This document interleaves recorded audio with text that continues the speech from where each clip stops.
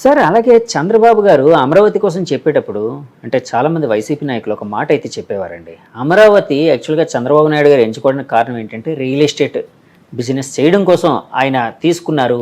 అంటే అంతకుముందే అమరావతిని ఫిక్స్ చేసుకొని ఇంటర్నల్గా చుట్టుపక్కల తన బంధువుల చేత బినామీల చేత అన్నీ కొనిపించేశారు స్థలాలు. ఇది డెవలప్ అయితే ఆ స్థలాలకు వాల్యూ పెరుగుతుంది కదా అన్న కారణం చేత ఆయన అది ఎంచుకున్నారు. ఇదే కారణం చేత జగన్మోహన్ రెడ్డి గారు అధికారం చేపట్టిన తర్వాత ఇక్కడ కాకుండా విశాఖపట్నం క్యాపిటల్గా చేయడానికి ఆయన వెళ్ళారు అని చెప్పి ఒక మాట అయితే వినిపించేదండి. సార్ అలాంటిది ఏదైనా ఉందని మీరు భావిస్తున్నారా? అస్సలు లేదండి. మాకెవరికి కూడా అమరావతి ఫైనల్స్ అవుతుందనే సంగతి కూడా మాకు తెలియదు. మేము ఎవరు కూడా అక్కడికి వెళ్ళి పొలాలు కొనుక్కోలేదు. సుజనా చౌదరి గారు 300 కొన్నారని, నేను 150 ఎకరాలు కొన్నాను, ఇంకోటి ఎవరో ఇది కొన్నారని. ఆఖరికి మన చీఫ్ జస్టిస్ చేసిన రమణ గారి ఫ్యామిలీ వాళ్ళు ఎంతో కొన్నారని ఎన్ని అవి వచ్చినా తెలియదు. మాకెవ్వరికి అక్కడ సెంటు నేల లేదండి. మాకు మీకేం లేదు. ఒక ప్రాజెక్ట్ చేసాం మేము మెయిన్ రోడ్డు మీద, అమరావతి ద క్యాపిటల్ అని. దానికి కూడా అది మేము కొన్న ల్యాండ్ కాదు, ఆ ల్యాండ్ ఓనర్తో మేము ఇది చేసుకొని జాయింట్ డెవలప్మెంట్ చేసింది అది. అంతగా తప్ప ఎక్కడ మాకు గజం స్థలం కూడా లేదు నాకు ఎక్కడ. ఒకవేళ ఉందే అనుకుందాం వాళ్ళు అన్నట్టు. నా వ్యాపారం అది, నా వ్యాపారం రియల్ ఎస్టేట్. ఫ్యూచర్లో డెవలప్మెంట్ ఎక్కడ వస్తుందో చూసి అక్కడ కొనుక్కుంటాం. అది విజన్ అండి. నా దగ్గరకు వచ్చే కస్టమర్కి బెనిఫిట్ పెరగాలి అంటే ఒక అభివృద్ధి ప్రదేశంలో నేను కట్టాను అనుకోండి, వాళ్ళ కొనుక్కున్న వాళ్ళందరికీ 1-4 రెట్లు పెరుగుతాయి కదా, వాళ్ళందరూ బెనిఫిట్ అవ్వాలి కదా. ఒకవేళ చేసినా తప్పు లేదు, బాగా ఎవ్వరు చేయలే, ఎవ్వరు 10 ఎకరాలు కూడా కొనుక్కున్న వాళ్ళు లేరు ఎవరు. సార్ మీరు అప్పుడు ఎందుకు సార్ ఫోకస్ చేయలేదు అమరావతిలో కొనడానికి? అంటే ఇలాంటి ఇబ్బందులు ఏమైనా వస్తాయనా రేపు? అసలు అదేం లేదు.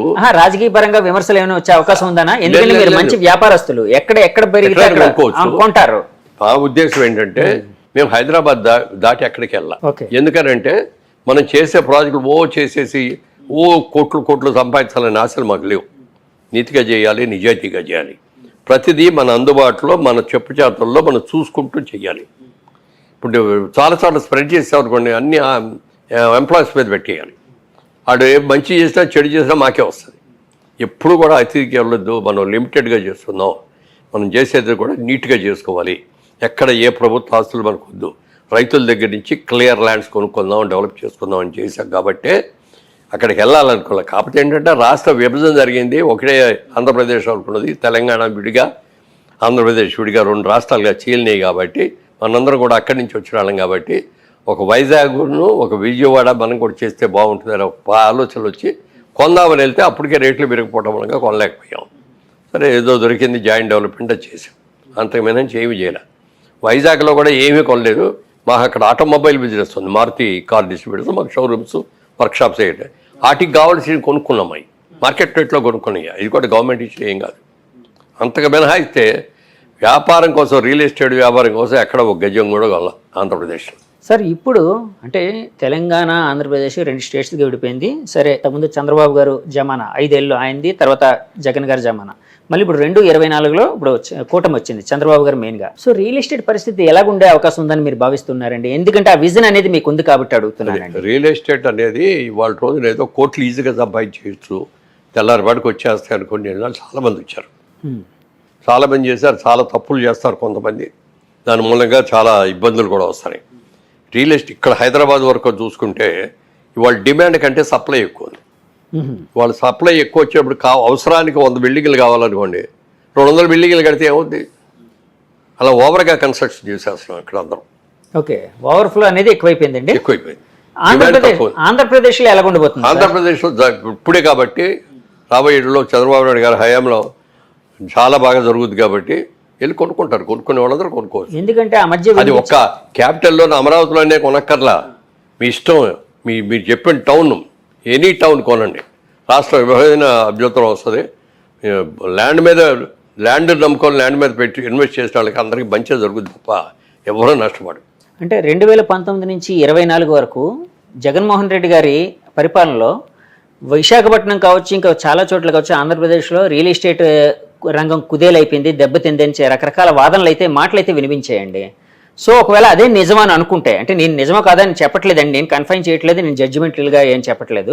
ఒకవేళ అదే నిజం అనుకుంటే చంద్రబాబు గారు వచ్చిన తర్వాత అది ఏ విధంగా పెరిగే అవకాశం ఉందని మీరు భావిస్తున్నారు? డెఫినెట్గా క్యాపిటల్ పెరిగినప్పుడు ఆటోమేటిక్గా పెరుగుతుంది కదండి.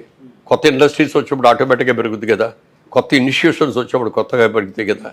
మరి అందరి మంది మంచి మంచి కాలేజెస్ వచ్చిన తర్వాత మన పిల్లలందరూ బ్రహ్మాండంగా చదువుకుంటారు కదా, వాళ్ళందరూ ఉద్యోగాలు చేయడానికి కావాల్సిన వసతులన్నీ ఇక్కడే దొరుకుతాయి కదా.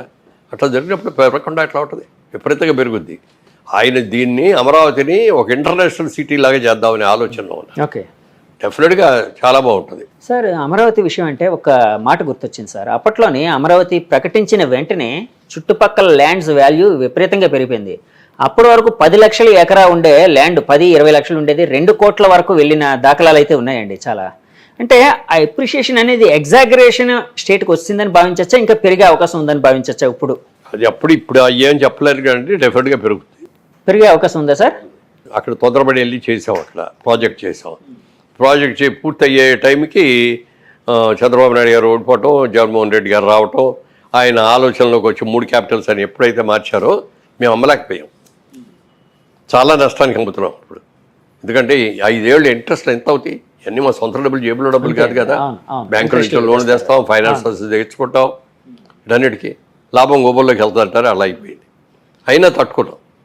ఎక్కడ ఒక్క రోజు కూడా పని ఆపలేదు, పర్ఫెక్ట్గా చేస్తాం. మా దగ్గర కొన్నాళ్ళందరికీ డెలివరీ కూడా ఇచ్చాం.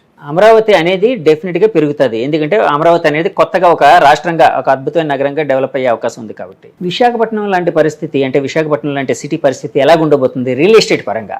విశాఖపట్నం దాన్ని ఒక బిజినెస్ హబ్ లాగా చేస్తున్నారు.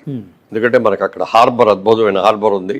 చాలా వరల్డ్లో ఉన్న చాలా చుట్టుపక్కల ఇవన్నీ కూడా వచ్చి ఒక వైజాగ్ లాంటి హబ్లో సామాన్లు అక్కడికి వచ్చిన తర్వాత దించేసి ఇక్కడి నుంచి ఇండియాకు వచ్చేయి, లేకపోతే పక్కన దేశాలకు వెళ్ళేయి, వాటన్నిటి కూడా డిస్ట్రిబ్యూషన్ హబ్ లాగా పెట్టుకుని చేస్తారు. పోర్ట్లు అనేవి అక్కడ ఉన్నాయి కాబట్టి ఆ విధంగా అవకాశం ఉండేది. అది Vizag sky is the limit లెవెల్కి పెరుగుతుంది. ఎందుకంటే మీరు రియల్ ఎస్టేట్ పరంగా చాలా విజన్ ఉన్న వ్యక్తి కాబట్టి అడుగుతున్నానండి. సార్ ఇందాక ఒక మాట అన్నారండి మీరు, అంటే ఏ నాయకుడికైనా ఒకసారి అవకాశం వచ్చినప్పుడు అహంకారం అనేది రాకూడదు అని.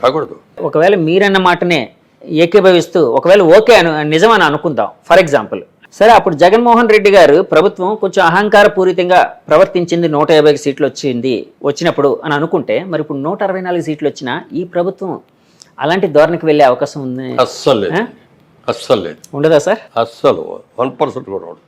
ఆ జయం చంద్రబాబు నాయుడు గారు అర్ధరాత్రి పాటు నిద్ర లేపితే కూడా అమరావతి లేకపోతే పోలవరం వీటి గురించే మాట్లాడతాడు ఆయన. రాత్రి నిద్రలో కూడా అయ్యే ఉంటాయి తిరిగి ఆయనకి. అస్సలు ఇది ఉండదు. ఎవరైనా ఆయన చంద్రబాబు నాయుడు కాదు, ఎవడైనా సరే వాళ్ళ దగ్గర డబ్బులు వచ్చేసి తలక ఎగరైతే ముట్టుతాడు దేవుడు కూడా, ప్రజలు కూడా ముట్టుతాడు. లోకేష్ గారిని ఎలా చూడబోతున్నారు? లోకేష్ గారు అద్భుతంగా కష్టపడు పప్పు అని పిలిచారు అందరూ కూడా, హేళన చేసి. ఆయన పాదయాత్ర చేసి ఆయన మనిషి వాళ్ళు మాట్లాడిన విధ కానీ నిర్ణయాలు కానీ ఎంత ఎక్సలెంట్గా చేశాడు చెప్పడానికి లేదు. అలాగే సినిమా వాళ్ళు వస్తారు పోతారు, వాళ్ళు ఏం చేయలేరు అనుకున్న పవన్ కళ్యాణ్ గారు దాదాపు 15 సంవత్సరాలుగా గెలిచినా ఓడినా ఇక్కడే ఉండి ఇవాళ రోజున కీ అయిపోయాడు. ఈ కూటమి రావడానికి ముఖ్య కారణంలో చెప్పాలంటే అది ఆయనే తీసుకున్న లీడ్ అండి. చంద్రబాబు నాయుడు గారిని ఒప్పించుకున్నారు, అక్కడికి వెళ్ళి మోడీ గారిని ఒప్పించారు.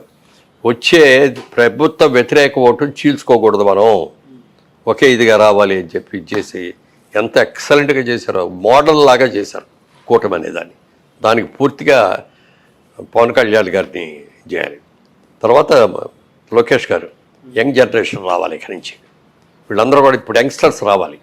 యంగ్స్టర్స్ రావాలి అంటే వాళ్ళకి చేయాలి, వాళ్ళకి అవకాశం ఇవ్వాలి.